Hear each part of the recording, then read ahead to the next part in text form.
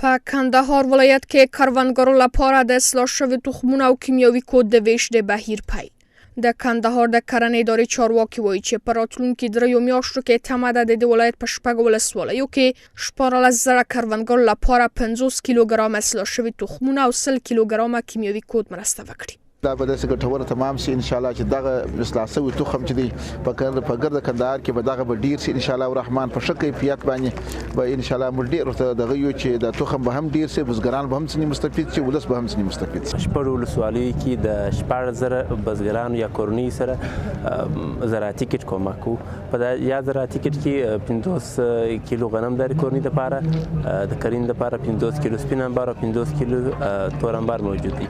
کروندګر هم په دې اند چې د مرستې کڅوړې کولای شي د خپل کروندو د پایداوارو په ډیرېدو کې مرسته وکړي. دوی هم د شان د ډول مرستو د دوام غوښتنه کوي. دا مرسته چې موږ سره سره د ډیر کورنۍ وایي دا وخت پارم چې مرسته سره اوس موږ خوشاله یو. دا بیا وړو په ځکه کې پاش وو ګټور تمامېږي.